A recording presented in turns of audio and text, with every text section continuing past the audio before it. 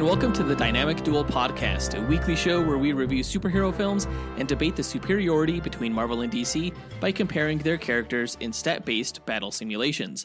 I'm Marvelous Joe. And I'm his twin brother, Johnny DC. And in this episode, we are going to find out who would win in a fight between the Batman villain, Killer Croc, against the X-Men / mainly Wolverine villain, Sabretooth. Yeah, and of course, this is somewhat of a tie-in to our last episode, which was a review of the DC film, The Batman. Right, yeah, we've done duels with a lot of Batman's rogues gallery. I think Killer Croc is the biggest villain he has that we have yet to do a duel with, so this is a timely episode. We'll break down the characters' histories and abilities and speculate how the fight will go before running their stats in 1000 simulations later on this episode. Before that, we're going to break down the comic book movie news from the past week, from which we've got some suck-ass news, including the fact that DC has delayed almost their entire movie slate except for Shazam! Fury of the Gods. We'll talk about that, as well as the news that Shawn Levy will be directing Deadpool 3 and Michael Giacchino will direct Werewolf by Night. That's not suck-ass news, but also, William Hurt died. That's horrible news. That's really sad. Thunderbolt Ross came out of nowhere. We're not going to talk about it too much. We just want to give our condolences to his family and everyone who feels this loss. It's tough. He was a great actor and still young, too, you know? Yeah, right? Only 71, that's not too bad. But yeah, rest in peace, William Hurt. And on that downer of news, let me tell you all about our Patreon. If you join our Patreon, you get ad-free episodes of the show via custom RSS feed, and you also get bonus episodes, including top 10 shows and bloopers. And you get monthly live movie watch-alongs and access to our Discord chat server. Check it out right after this episode at patreon.com/dynamicduel, which is linked in our show notes. Our lowest tier is only $2 a month. We have a bomb-ass Patreon, guys. You should join it. But with that out of the way, quick to the No Prize. A No Prize is an award that Marvel used to give out up until the 90s to fans. Our version, the Dynamic Duel No Prize, is a digital award that we post on social media that I personally draw for those who we feel gave the best answer to our question of the week. Last week's question sort of tied into the whole Batman review, but also we learned that Keanu Reeves was doing the voice of Batman in DC's League of Super Pets film. Yeah, we asked, who is your favorite live-action Batman actor and why?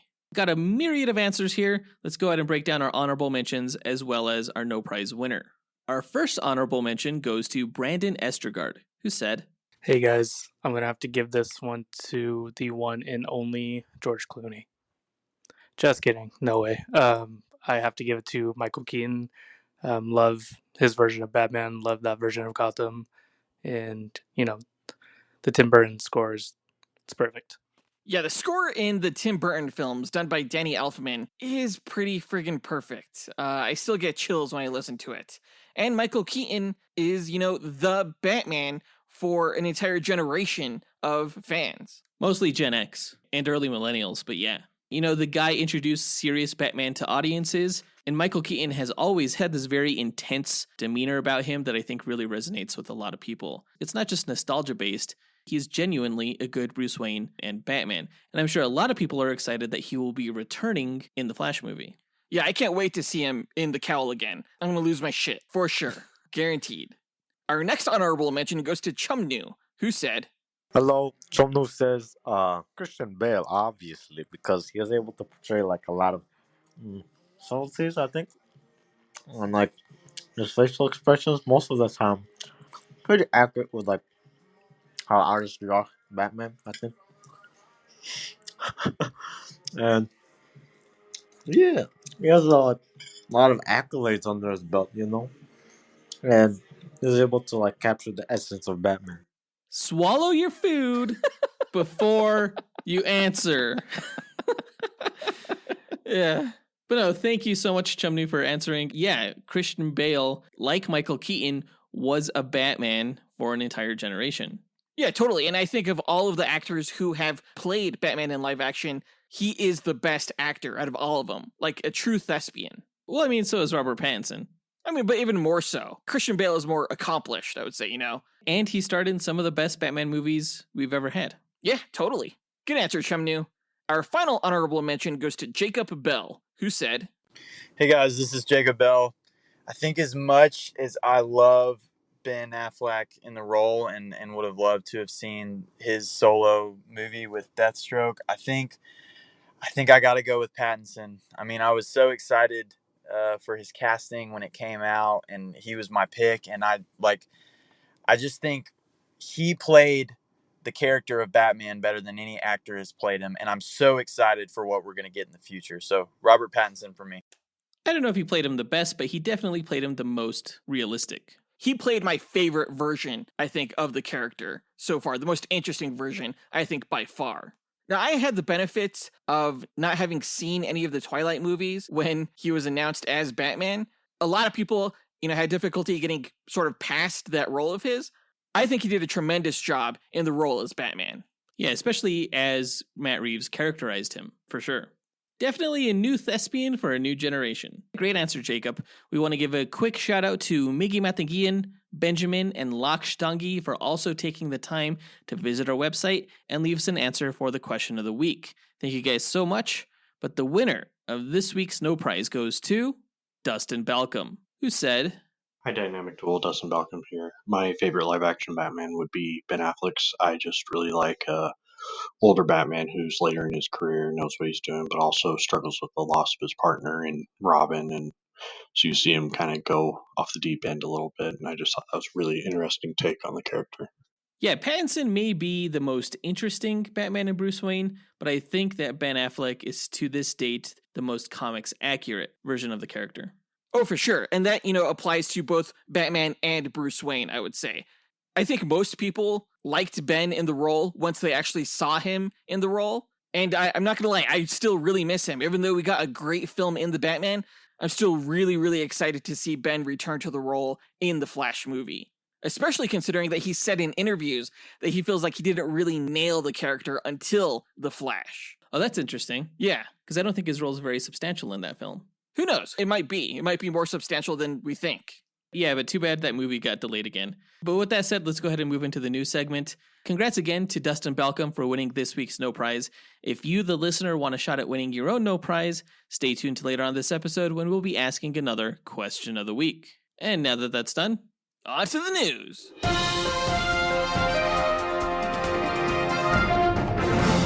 Okay, so just a couple of weeks ago, like 3-4 weeks ago, right before the Super Bowl, we got this really awesome promo video of DC's upcoming film slate for 2022. And that included The Batman, it included Black Adam, Aquaman 2, and The Flash. And in fact, they played that promo in front of both of the screenings I went to for The Batman in theaters. Lo and behold, a week after The Batman is released, Warner Brothers completely shifts the schedule, making the entire awesome promo video obsolete. They will never not shoot themselves in the foot.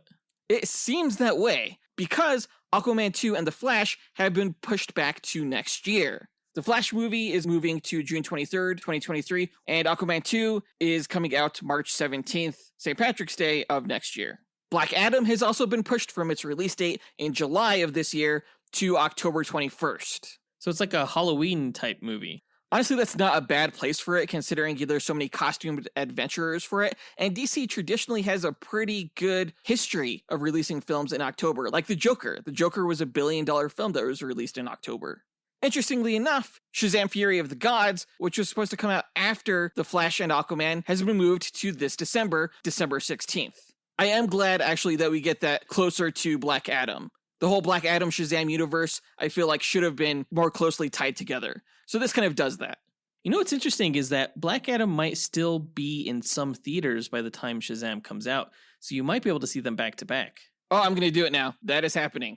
DC League of Super Pets will now be opening mid this year on July 29th, when it was supposed to come out in May. And that's the one film that really has me extra baffled as to why they're moving it. It's not like they need to do any special effects work for it, which is their reason for pushing all of these films. They're blaming it on COVID and a backlog of special effects work that needs to be done, which might be partly true, but I don't think it's the main reason for all of these delays. Well, what do you think is the main reason?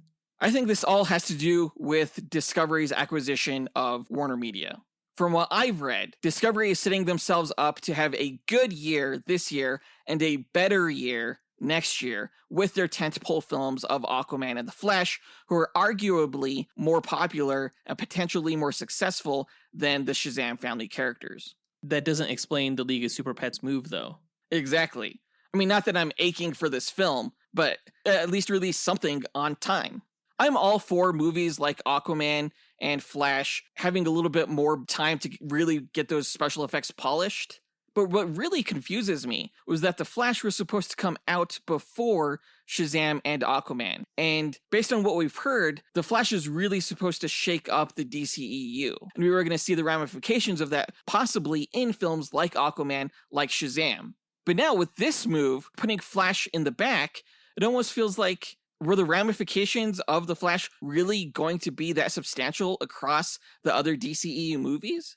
Yeah, was it going to be a reboot, or was it just going to retain the continuity?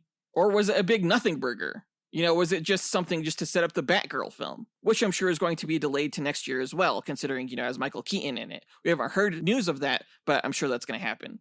Maybe this pushback is going to incorporate some kind of reshoots or story changes for the Flash movie. Yeah, and actually that may be the most interesting angle for why they would put the Flash at the end of these other DCU films. You know, it gives them more of an opportunity to either change the story, maybe either reboot or retain DCEU continuity. But that brings us to our question of the week. Do you want the Flash movie to reboot the DCEU entirely, a la Flashpoint, or retain the continuity by the end? Record your answer at dynamicduel.com by clicking on the red microphone button in the bottom right-hand corner, which will prompt you to leave us a voicemail. Your message could be up to 30 seconds long, and don't forget to include your name in case we include you on the podcast. We'll pick our favorite answer and draw that person a Dynamic Duel No Prize that we'll post to social media. Be sure to answer before March 19th. In Marvel news, we learned this past week that Deadpool 3 has landed a director, or rather, they're in talks to land Shawn Levy as the new director. You know, Shawn Levy has directed Free Guy and the recently released Adam Project on Netflix. He's done some great stuff with Ryan Reynolds. As exciting as that is, I think the big news here is that Deadpool 3 is really getting off the ground. Yeah. We learned a few months ago that it had hired writers in Wendy and Lizzie Molyneux, but the fact that it has a director now makes me think that we're looking at a 2024 release date for Deadpool 3. I'm excited to see the character again, and I'm glad that his third film has been greenlit. Yeah, I mean, he's long past due for this third film. If the film comes out in 2024, it'll be a whopping 6 years since the previous installment. That's crazy. Now, of course, you know, he went through a whole transition where the Fox properties were acquisitioned by Disney, so that's got to be rough. But, you know, Ryan Reynolds isn't getting any younger, and he so embodies the character. Yeah, he basically is Deadpool. They just need to keep making movie after movie with him in it. I still haven't seen Free Guy yet, but after this announcement, I definitely am going to prioritize watching it sometime this week. I was watching the Adam Project earlier today. Not bad, not bad. He's a good actor. Who doesn't like Ryan Reynolds? Everybody loves him. Yeah. In related news, we learned that Michael Giacchino will be directing the Halloween special on Disney Plus, Werewolf by Night, starring Gael Garcia Bernal. Now, if that name sounds familiar, it's because he's the freaking composer of films such as The Batman. And the Spider-Man films, and Falcon and the Winter Soldier. Yeah, he's making the jump from composer to director. That's incredible. Yeah, that's something that you don't really see. Looking at his IMDb page, he's only directed a few shorts before this was announced that he's directing a whole hour-long special. But he sounds like quite the creative guy if he can pull off both tasks well. Yeah, if his direction is anything like his music compositions, we're in for a treat, because the guy is really talented. Yeah, this special is supposed to be coming out around this Halloween, and hopefully it includes cameos by Moon Knight, since he's heavily related to the Werewolf by Night character, and rumors say that Blade is going to make an appearance as well, which would be awesome. That would be his first live-action appearance outside of his voice in the Eternals movie. So can't wait to see all that. This is exciting news. But that does it for the news for this week, so let's go ahead and get into our main event, where we find out who would win in a fight between the Batman villain Killer Croc and the X-Men villain Sabretooth.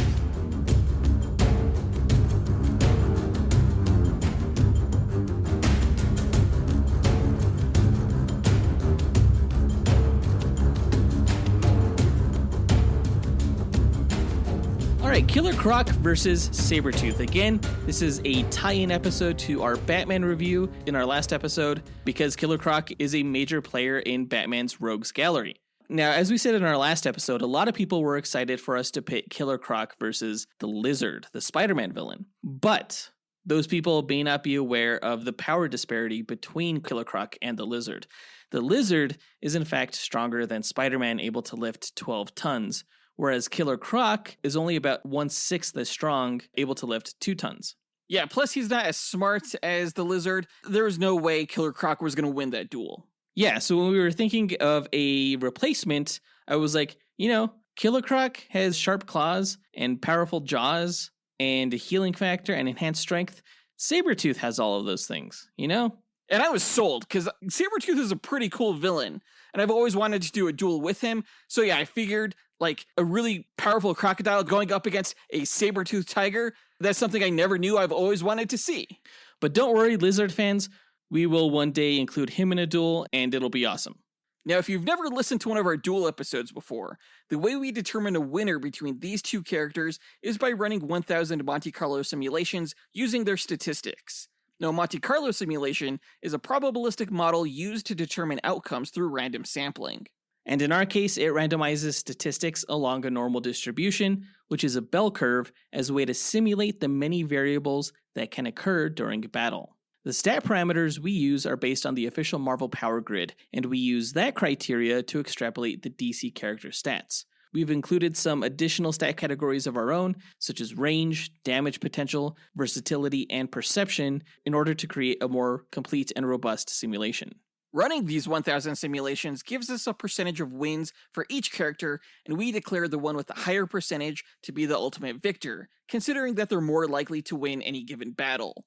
No character ever wins 100% of the time. The comics have always shown that there's a way for Batman to defeat Superman, so we feel our method falls in line with the precedents that have been established in the comic book stories. And we use this method because it was the least subjective, most unbiased way to determine who would win. Of course, we are both heavily biased toward our respective allegiances, so instead of debating these matches forever, we just let the math decide for us. So there's no fan votes here, and there's no relying on just feats. Before we run the simulations, though, we like to break down each character's histories and abilities before improvising a scenario on how we imagine one of the 1,000 simulations we run would play out, beat for beat. And it is my turn to go first with the Marvel character backstory, so let me go ahead and tell you guys all about Sabretooth. So like his arch nemesis Wolverine, little was known about the early history of Sabretooth due to the mental memory manipulations of the secret military organization Weapon X. What little is known about his past is that he was born under the name of Victor Creed in the late 19th century in Alberta, Canada. Victor spent much of his young childhood chained up in his basement by his father Zebediah, who would constantly pull out the boy's canine teeth that were elongated due to his mutation, which would always grow back. Traumatized from the abuse, Victor chewed off his own hands to escape his chains and then killed his father before fleeing his home. Dude, Killer Croc has done that before. That's crazy. Really? Yeah. Interesting. As a young man, Victor found work laying railroads in the Canadian Rockies, slowly developing a bloodlust that compelled him to kill others, including 3 police officers and a belligerent coworker whom Victor slashed from crotch to Adam's apple. Every year, Victor would return home to visit his siblings and physically beat them on their birthdays. One year, he learned that his brother Saul had been killed by a man named Logan and set out to find him in revenge. You can learn more about Logan, aka Wolverine, in our Hawkman vs. Wolverine duel episode. At the time, Logan lived in a small Blackfoot Native American community and was in love with a woman named Silver Fox. On Logan's birthday, Victor brutally killed Silver Fox, pushing Logan into a mindless berserker rage, and the two fought, with Victor as the winner, driving Logan to flee into the wilderness in despair. Victor then honed his skill for murder, traveling the world from the old American West to the World War II battlefronts in Europe and the crime-ridden East Asian island of Madripoor. In the 1960s, under the codename Sabretooth, he joined Team X, which was a special ops unit for the Weapon X program. As a mercenary for the team, he fought alongside his old nemesis Wolverine, though the two failed to remember each other due to their false memory implants from Weapon X. While on a mission in Russia fighting the mutant Omega Red, Victor's habit of killing innocents heightened the natural animosity between him and Logan, and Team X disbanded. Victor then set out on his own as an assassin, eventually crossing paths with the mutant Mystique. The two became lovers, and Mystique had a child named Graydon Creed, whom they abandoned for having no mutant potential. Their son would one day grow up to be a relentless anti-mutant activist with a deep hatred for his parents. Victor's violent urges led him on a murder spree as he stalked and killed people for pleasure. This led to confrontations with Iron Fist and later the Heroes for Hire team, including Luke Cage, Misty Knight, and Colleen Wing. Later, Victor was recruited by the evil geneticist Mr. Sinister into joining a small group of dangerous mutants called the Marauders. They tracked down and massacred a band of peaceful mutants known as the Morlocks, who were living in the sewers away from human interaction. The mutant superhero team X-Men fought the Marauders, and Victor saw that his old partner Wolverine had joined Professor X's group. Eventually, Victor attacked Professor X, and the X-Men's leader attempted to rehabilitate him after seeing that Victor remembered every one of his victims, believing this was a sign of remorse. Victor was held as a patient/prisoner in the X-Mansion, playing mind games with the team as to whether or not he was overcoming his bloodlust. As it turned out, however, he wasn't, and he soon escaped his cell and went on a rampage. Wolverine stopped him by stabbing through his brain and reducing him to a dull mental state for a short time as his brain healed. Victor was then surrendered by the X-Men to government custody, and he was outfitted with a special restraining collar that would shock him if he lost control of his aggression or tried to remove the device. The government forced him to join the mutant team X-Factor, led by Forge, whom you can learn more about in our Mr. Terrific vs. Forge duel. Victor was in secret a sleeper agent who was ordered to kill X-Factor's members should they be deemed uncontrollable by the government. Wait, so this is like Suicide Squad? Yeah, kind of sounds like it, huh? Except it's more like a shock collar than a bomb. Okay. Now, Victor hated being a manipulated pawn, though, and on one mission against Hydra, he pushed through the pain of his shock collar and removed it. Now, free of government control, he savagely attacked X-Factor and then escaped. He was soon captured, though, by the resurgent Weapon X program, who outfitted him with adamantium-laced bones just like Wolverine, at a time when Wolverine had his own adamantium removed by Magneto. And you can learn more about Magneto in our Sinestro vs. Magneto episode. I didn't know he had that. Yep. Eventually, the powerful mutant Apocalypse began one of his campaigns to cull human and mutant kind.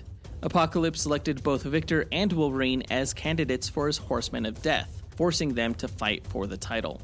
In an effort to keep Victor from obtaining greater power as a writer for Apocalypse, Wolverine gutted Sabretooth and won the contest.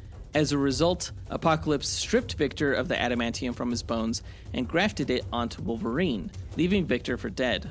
He survived, however, and then joined the latest incarnation of the Brotherhood of Mutants and participated in their attempt to assassinate an outspoken senator against mutants, Robert Kelly. Victor was recaptured by Weapon X and again underwent the adamantium procedure, but this time he stole the organization's files to use against them and Wolverine.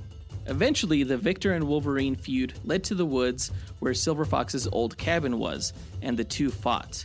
Though this time Wolverine was armed with the Muramasa Blade, which is a red samurai sword whose slashes negate the effect of a healing factor. With it, Wolverine severed Victor's arm and head, seemingly killing his foe for good. However, it was later revealed that the Weapon X program developed a means to clone Victor from their previous experiments on him, and the real Victor was still alive. When mutant kind recently formed a new nation under their rule on the island of Krakoa, Victor was put on trial for his past crimes in front of the New Mutant Council. Of course, he showed no remorse for his actions, claiming to only want to be what the world sees him as, a monster. He was then sentenced to life in prison, and Krakoa swallowed him up into an underground pit where he has remained. And that's his backstory. Powers-wise, Sabretooth's main power is his accelerated healing, allowing him to heal from gunshots or stab wounds in seconds. Sabretooth's cells constantly regenerate to their optimal state, granting him near limitless stamina and slower aging. This healing factor also purges toxic substances such as poisons and fatigue toxins. He has enhanced durability due to his adamantium-laced bone density, and the added weight of his body grants him slight strength enhancement, allowing him to lift up to 2 tons. He has elongated claws made of adamantium, the strongest metal in the Marvel Universe that let him tear through anything. His canine teeth are also elongated and razor sharp, and though not made of adamantium, are strong enough to chew through bone. Sabretooth also has enhanced senses of smell, taste, hearing, and sight, and is a trained military fighter. And that's Sabretooth. I was afraid of the adamantium until you said that Wolverine, just with his bone claws, defeated adamantium-laced Sabretooth. So I think I'll be fine here. And I mean, Sabretooth would have been able to cut through Killer Croc anyway, even without the adamantium claws. I don't know about that. He could cut through stone and metal with his original claws, so But yeah. Can he cut through crocodile scales? I'm going to say yes. Let me get into the backstory of Killer Croc. Waylon Jones, the man who would one day be known as Killer Croc, was born in a slum in Tampa, Florida. His mother died in childbirth, and his father abandoned him after Waylon began showing signs of avatism that gave him reptilian eyes and dry, scaly skin on parts of his body.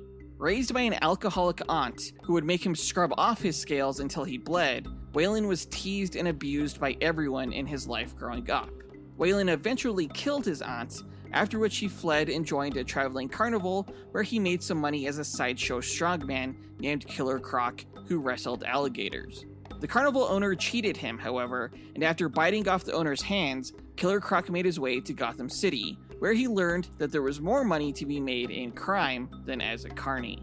Hiding in the Gotham sewers and with aspirations of ruling Gotham's underground, Croc began to kill high-level Gotham mobsters, drawing the attention of Batman. Defeated and captured, Croc was thrown into Arkham Asylum, where he was initially freed by Ra's al Ghul and instructed to kidnap Alfred Pennyworth, which he was successful in doing, but it wasn't long before Batman found them and sent Croc back to Arkham. Croc managed to escape Arkham on his own and returned to a life of crime. Living in alleyways, Croc eventually discovered an abandoned and unfinished subterranean highway full of homeless people who befriended him. Batman managed to track Croc down, however, and the highway was flushed by the city's water system. Croc was washed away, presumed dead by those who knew him. Croc survived, however, living in Gotham's alleyways, violently attacking people at random. The aspiring crime lord Bane, who you can learn more about in our Bane vs. Iron Fist Duel episode, witnessed Croc's rampage and broke both of his arms in a display of strength. Croc was sent back to Arkham, but it wasn't long before Bane broke him and every other villain out of the asylum. Croc hid in Gotham sewers, where he discovered Bane had also been hiding. Craving revenge, Croc fought Bane once again, managing to break his venom-pumping machine, but also getting his arm broken once again before both of them were flushed out of the sewer system. Soon after, Croc began murdering members of the Peretti crime family, who ran Gotham's waterfront district in an effort to take over their organization. Dick Grayson, who you can learn more about in our Nightwing vs. Daredevil episode, held the mantle of Batman at the time, and after fighting with Croc in a Peretti warehouse, surviving members of the family opened fire on him, and though Croc managed to survive, he was later captured and imprisoned in Arkham once again. Years later, Croc broke out of Arkham Asylum and was drawn to the swamps of Louisiana by Swamp Thing, who you can learn more about in our Swamp Thing vs. Man-Thing episode. Swamp Thing offered Croc refuge from persecution, and Croc lived in the swamp in peace for years, until the villain Hush found him and implanted him with a virus that caused him to devolve even further into a crocodile form. Unleashed in Gotham once again, Croc kidnapped the child heir of a wealthy family in Gotham in hopes that the ransom money would be able to buy him a cure to his new state. Batman stopped him, however, and Croc was taken into the custody of Amanda Waller, who had him restored to his more humanoid appearance with the help from an antidote developed by Dr. Maria Bellezza. During a gang war in Gotham, the villain Black Mask kidnapped Croc and implanted a chip in Croc's brain that forced Croc to follow Black Mask's orders. During a bank heist that Croc was forced to participate in, Croc performed surgery on himself and removed the chip. He developed a brain infection, however, that re-triggered his de-evolution into a more reptilian form. Croc returned to Dr. Maria Bellezza for help, but her antidote failed, and after she revealed that he would continue to devolve and succumb to his reptile mind, Croc devoured Dr. Maria in a desperate, animalistic rage. Croc was later captured after he was found feeding on the remains of another Batman villain known as Orca. Croc eventually broke out of Arkham and helped the villain Deathstroke crash the wedding of Green Arrow and Black Canary. All of the villains who took part, however, were apprehended and exiled to a new planet known as Salvation, along with many more of Earth's villains. They all escaped the planet eventually, after which Black Mask blew up Arkham Asylum and forced Croc to join his army again against the Penguin's forces.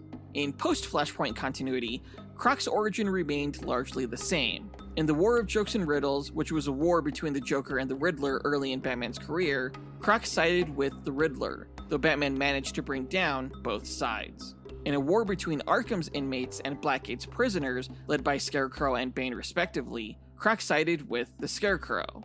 As his team's muscle, Croc fought Bane hand-to-hand, though Bane managed to throw Croc out of a Wayne Industries skyscraper. Croc survived the fall, and after accidentally drinking venom-laced wine, became a hulking monster. Despite this, Bane outwitted and managed to defeat Croc once again. Years later, Croc got his chance at a rematch with Bane, strategically bleeding the venom out of Bane in order to weaken and defeat him at the behest of Catwoman, who at the time was the head of the Calabrese crime family, and Croc became her personal bodyguard for a time. At one point, a mystic for the Medusa organization offered Croc more power by feeding on mutated animals, which mutated Croc into a many-eyed crocodile chimera beast. The actual Medusa mutated him even further, turning him into a literal Hydra kaiju monster to battle the likes of Wonder Woman. Eventually, Croc returned to normal and found himself drafted by Amanda Waller into Task Force X, aka the Suicide Squad, which you can learn more about in our Suicide Squad vs. Defenders team duel. During his time on the team, he developed a relationship with June Moon, the host of the Enchantress entity. After successfully completing several missions under the Suicide Squad, Croc was set free, and he made his way back to Gotham City, where he stayed in a hostel for monstrous metahumans trying to integrate back into society. The owner of the hostel was murdered in a mass sacrifice to resurrect the villain Melmoth, and Croc teamed up with Frankenstein to stop Melmoth's attempt at destroying the multiverse. After successfully stopping Melmoth, Croc became the new owner and manager of the hostel. The Joker and his goons destroyed the building, however, so Croc rebuilt it in Gotham's sewers, despite warnings from Batman that the waters could mutate his followers further, which is exactly what happened. Enraged at what they had become, they attacked Batman but were defeated, and Croc negotiated that his followers would be cared for and cured if possible. That's Killer Croc's backstory. Powers-wise, Killer Croc's avatism gives him the traits of a monstrous reptile, such as sharp claws and teeth capable of breaking through metal. His skin is covered in scaled, durable armor that can protect him from bullets, and he has regenerative abilities that allow him to regrow entire limbs. He has enhanced speed, but is even faster in water, capable of withstanding the pressures of the ocean depths thanks to his enhanced strength, which allows him to lift 2 tons or more depending on his level of mutation. Croc also has an enhanced sense of smell, as crocodiles do. That's Killer Croc. I never knew that he had this feud going with Bane. That's pretty interesting. Yeah, Bane started it. Yeah, why the hell did he break his arms to begin with? That was a dick move. Because Croc has always kind of been, or was always, Batman's strongest enemy, and Bane just wanted to prove that he was stronger. I'm Team Killer Croc on that feud, for sure. Really? Yeah. I don't know whose side I'm on. Probably Bane's. I like to go with the underdog, but, you know. Oh, okay, that explains why you like Marvel. Fuck you, first of all, and that does not apply to the Marvel vs. DC fight. I don't know, we'll see. Now that we've got their histories and abilities out of the way, let's speculate on how one of the 1,000 simulated matches will go. The winner is determined by simulations, not this speculation, but it's fun to imagine how this fight could play out. We don't set any rules for this match other than the characters don't know anything about each other going in, except that the other one is a threat that needs to be put down. And we say they start off about 50 meters apart in an environment that has no bearing on the match itself, because we don't take stats for the environment. Plus, certain characters have advantages in some environments over others, and we want these characters to win on their own merit. So let's get into it. Killer Croc and Sabretooth meet on the battlefield. Who goes first? I'm going to say Sabretooth goes first. I think he's more savage than Killer Croc. What? So No. He's going to run on all fours straight at Killer Croc and just lunges at him with all of his teeth and all of his claws bearing. And he pounces Croc just right onto the ground and rips out his gallbladder. I don't even think you need a gallbladder. I could be wrong, but I don't know. Here's the thing, though. Sabretooth, he's on top of Killer Croc. Killer Croc's an expert wrestler, right? He used to do it in the circus. So he manages to get out from under Sabretooth, and he's just going to maneuver himself right on top, pinning Sabretooth to the ground instead, and just biting out his throat. His throat? Yeah. Sabretooth doesn't care if his throat gets ripped out. He's just gonna smile this big, toothy grin as his throat gradually reforms from his healing factor. And that's freaky. And he's gonna kick Killer Croc off of him using both of his feet with all of his strength and just launching Killer Croc straight up into the air. Like straight up into the air. Killer Croc, he's just gonna go down elbow first and just do this diving elbow drop right onto Sabretooth's face, just knocking him back down to the ground. Onto his face? Yeah. So basically, Killer Croc is gonna shatter his elbow in the process of doing this elbow drop, since Sabretooth has a fucking adamantium-laced skull. Dude, and Killer Croc doesn't have an armored, scaled armored elbow? I don't think that's gonna shatter. Maybe. So while they're both on the ground, Crocky's just gonna quickly grab his leg and hold him in that wrestling hold where Sabretooth is face down to the ground and his arms are pinned behind his back. And then Killer Croc, he's just gonna bite one of Sabretooth's hands off. Well, again, I don't know if I've mentioned this before, Sabretooth has adamantium-laced bones. So as Killer Croc tries to bite off Sabretooth's hand, as strong as his teeth are, it's not gonna work. And, he just fucks up his teeth. And he's like, oh my god! Killer Croc's freaking out, and Sabretooth twists around and slashes Killer Croc right across his face, just tearing out one of his eyes with his claws, just messing his face all up. And then he grabs and digs into Killer Croc with his claws, lifts him up, and just throws him away from him. Okay, that's pretty savage. But when Sabretooth clawed into Killer Croc's head, I'm gonna say that he ruptured the gland that controls Croc's avatism. So this causes Croc's mind to just revert to an even more animalistic and savage mode, all right? Wait, what? So Sabretooth slashes Killer Croc's face and somehow that hurts his brain and makes Killer Croc more powerful? Well, I mean, if he's gonna grab him by the skull essentially and fling him, and yeah, I'm gonna say the nail is gonna fuck up his brain and make him less human. Okay. So the lizard brain is in charge now. Yeah, Croc probably doesn't even feel pain by this point. So he's just gonna quickly leap right back at Sabretooth, just jaw agape, and just bites right into his abdomen where there's no bone, clamping down and then rolling like a crocodile, just thrashing Sabretooth on the ground a bunch of times as his insides just spill out of him. Isn't that an alligator thing? It's fine. It's fine. Well, before Sabretooth is too eviscerated or whatever, Sabretooth, he's gonna reach out with his claws and he's gonna rip off one of Killer Croc's arms, which stops this rolling attack in his tracks. Does it? And then Sabretooth just beats the shit out of Killer Croc with his own arm. Dude, again, Killer Croc doesn't even care. He's just nothing but fury. He's just gonna grab his own arm and eat it just to disarm Sabretooth. Disarm. Zing. Well, as Killer Croc is swallowing his own arm to get it away from Sabretooth, Sabretooth is just gonna Spartan kick the dude down to the ground and then stand over him and then rip his jaw right from his face. Okay, but in this savage mode, Killer Croc, he's even faster than usual, okay, like a slippery reptile. So right when Sabretooth reaches down to rip off his jaw, Croc, he's just gonna dodge his head to the side, and that's gonna cause Sabretooth's claw to plunge into the ground and accidentally rupture a water pipe. And What? Yeah, it's gonna spray water right in Sabretooth's face, and that's gonna allow Croc to break free.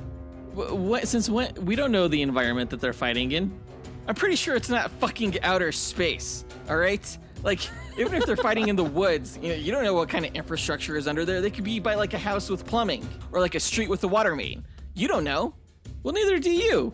Well, I guess that makes this situation possible then, all right? So this broken water pipe is just going to result in a sinkhole that both of them fall into that's now flooded with water. You can't just give yourself an environmental advantage like that by just claiming there's a water pipe. Dude, this situation works because it allows the characters to use all of their powers. And because Sabretooth is so heavy from his adamantium skeleton, he can't stay afloat. So when he's fully submerged, Croc surprises him within the murky water, just holding him in a chokehold and drowning him. Well, drowning is the best way to kill Sabretooth and Wolverine, which For is sure. okay. So kudos for this strategy. And as Killer Croc has Sabretooth in the chokehold, he just slices off Killer Croc's other remaining arm to get free.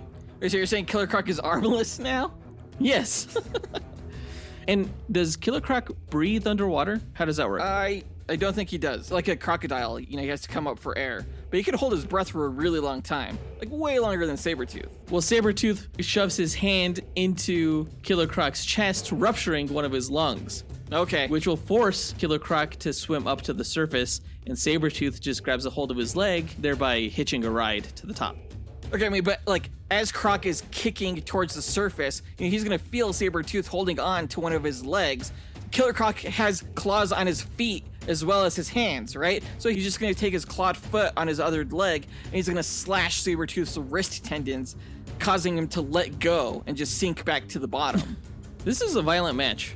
Well, yeah, it makes sense with these characters, right? So Right, yeah. as Sabretooth sinks back down to the bottom, Killer Croc, he's just gonna be treading water at the top and just survive this match. Well, how deep is this sinkhole? Don't answer that. It's about 15 feet. Not that deep. So Sabretooth manages to hold his breath long enough to just move along the sinkhole's bottom and crawl out of the hole. No big deal.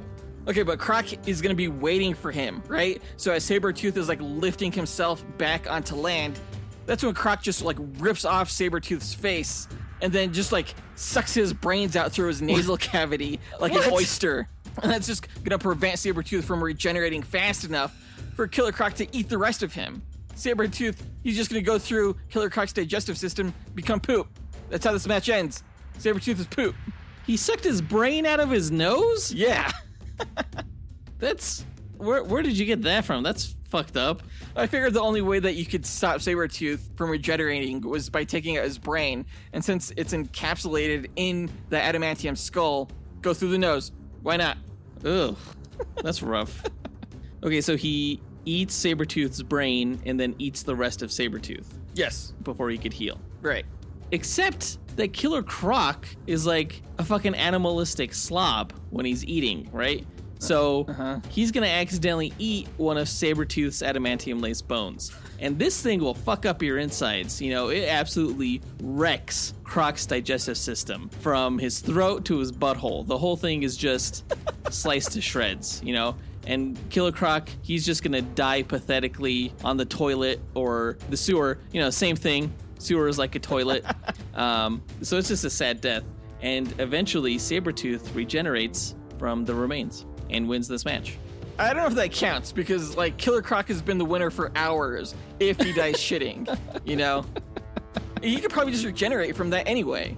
What makes you think Sabretooth is gonna regenerate from, like, a pile of bones? Well, there was one story where Wolverine was quoted as saying that he spread Sabretooth across the lawn, and Sabretooth came back from that, so...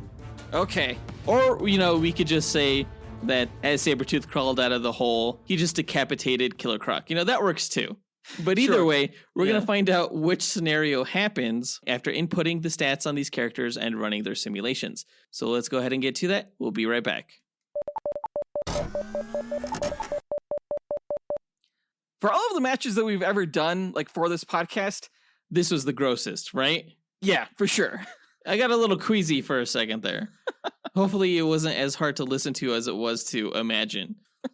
But we put the character stats in. There were quite a few differences here. You know, we said that Killer Croc, when you account for his swimming ability, had a very slight edge on Sabretooth when it came to speed.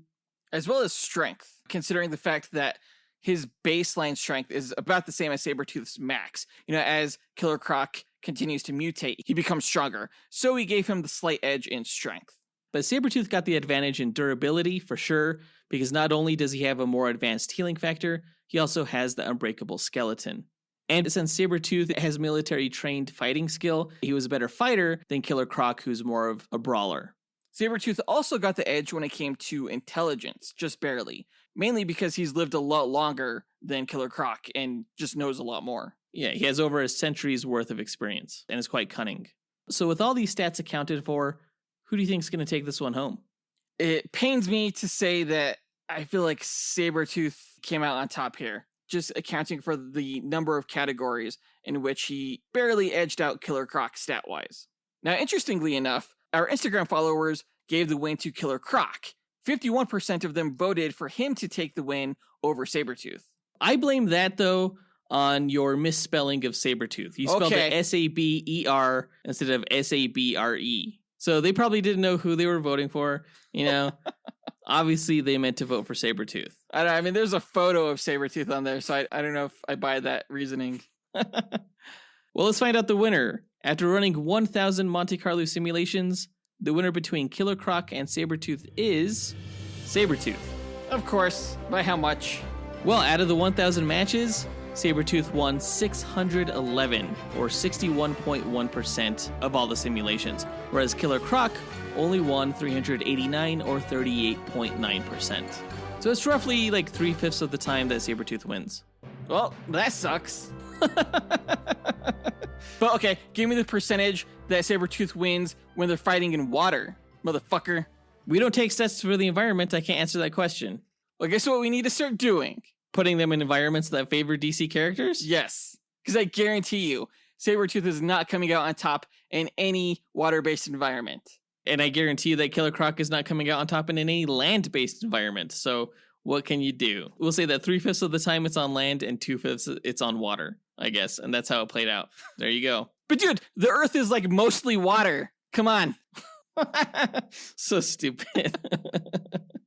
In the end, Sabretooth is basically just too durable, a better fighter, and smarter than Killer Croc. But not smarter in the water.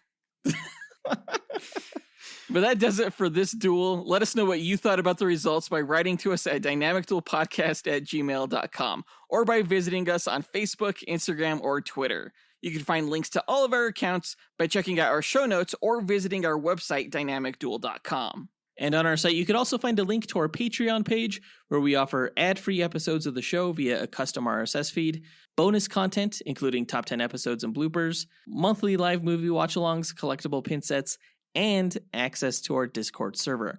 Again, check it out right after this episode at patreon.com/dynamicduel, linked in our show notes. Our lowest tier is only $2 a month.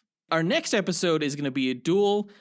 We have a little bit of a lull between our next review episode that we're going to do, so we decided to focus this time on some of our most anticipated duel matches that don't necessarily tie into anything. Right, so in our next episode, we are pitting Green Lantern, specifically John Stewart, against Quasar. Yeah, it's a Green Lantern versus the Protector of the Universe. Quasar is pretty much exactly like a Green Lantern, except he uses the quantum bands instead of a power ring. So basically, he's a ripoff. A ripoff who could destroy the original. That's what you think. We'll find out next week. That does it for this episode. We want to give a big thanks to our executive producers, John Speas, Ken Johnson, Jace Crump, John Starosky, Zachary Hepburn, Mitchell Phipps, Dustyn Balcom, and Levi Yeaton for helping make this podcast possible. And we'll talk to you guys next week. Up and away. True believers.